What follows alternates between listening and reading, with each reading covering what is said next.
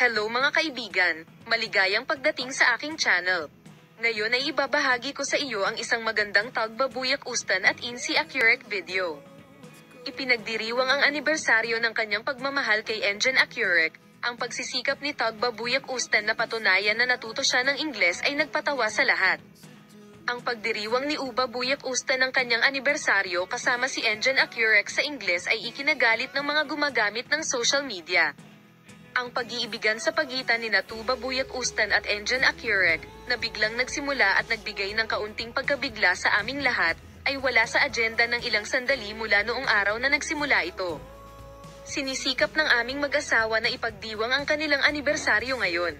Tuwing holiday na magkasama sila, bawat imbitasyon, konsyerto at kasal na kanilang dinaluhan ay naging isang kaganapan.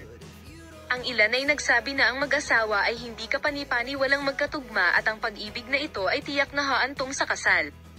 Ang ilang mga tao ay hindi umaasa tungkol sa pag-ibig na ito para sa iba't ibang mga kadahilanan.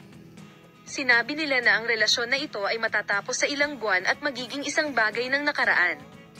May mga nagsabi rin na hindi ito uubra, at sila ay napatunayang mali. Sina Tuba Buyak Ustan at Engine Accurate, na sinasabing maghiwalay ngayon at bukas, ay muling ipagdiwang ang kanilang anibersaryo ngayon. Pero syempre, hindi napapansin ng mga gumagamit ng social media ang pagdiriwang ni Tuba Buyak Ustan ng isang taong anibersaryo ng kanyang pag-ibig sa English.